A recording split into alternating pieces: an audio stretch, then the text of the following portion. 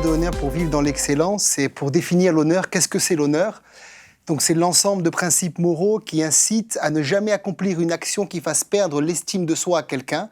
Donc c'est du respect, c'est de la considération, c'est de la dignité, c'est une attitude de révérence. Et je crois vraiment que le climat dans le ciel est un climat d'amour et d'honneur. Et si nous voulons amener le climat du ciel sur la terre, nous devons absolument marcher dans l'honneur.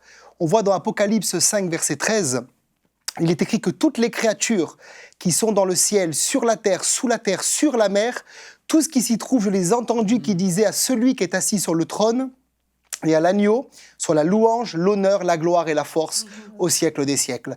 La première personne à qui on doit rendre l'honneur, c'est Dieu, à travers notre attitude, notre comportement, nos finances, notre manière de donner au Seigneur, notre présence également dans la maison de Dieu, le fait de venir à l'heure, le fait de se comporter avec une attitude d'adorateur, c'est l'honneur qu'on peut rendre au Seigneur. Et dans le psaume 96, verset 7, Dieu nous invite à cela, puisqu'il est écrit « Famille des peuples, rendez à l'Éternel gloire et honneur ».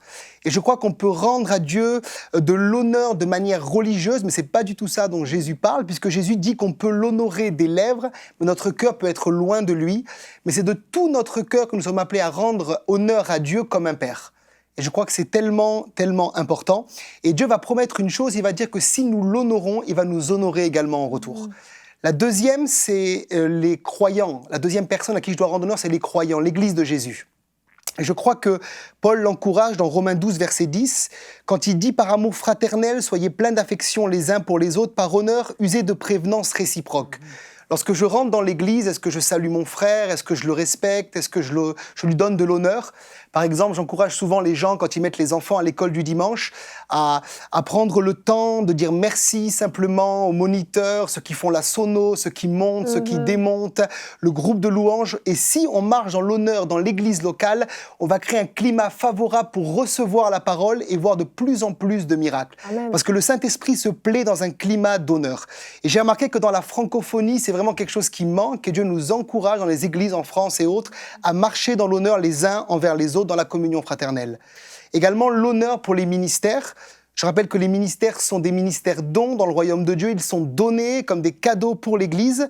Et il est écrit dans 1 Timothée 5, verset 17, que les anciens qui dirigent bien, soient jugés d'un double honneur, surtout ceux qui travaillent à la prédication et à l'enseignement.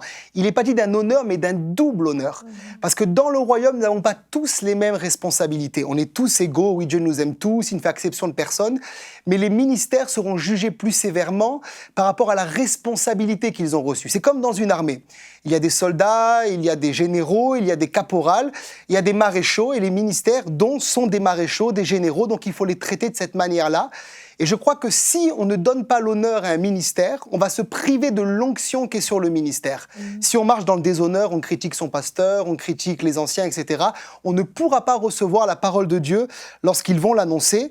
Et on voit dans le ministère de Jésus que la familiarité, le manque d'honneur pour le Seigneur va éteindre l'onction lorsqu'il se trouve, par exemple, dans une ville comme à Nazareth.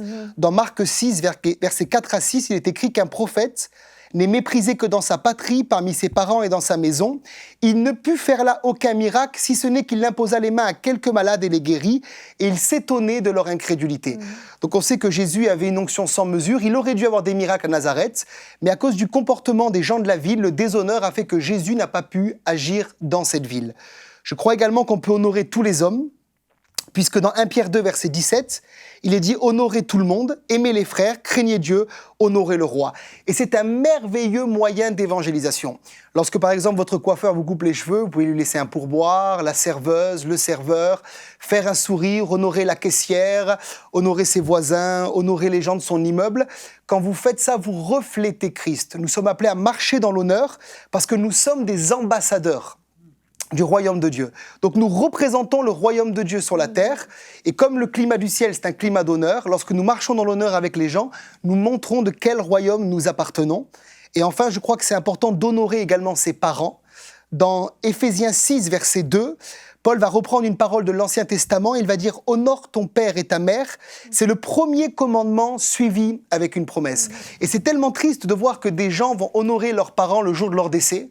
Par exemple, on a l'enterrement des parents, c'était des parents extraordinaires, on leur dit merci, mais tout au long de leur vie, jamais ils leur ont dit je t'aime, merci pour qui tu es, merci pour ce que tu as fait, merci de m'avoir nourri, etc. En tout cas, j'ai une petite fille.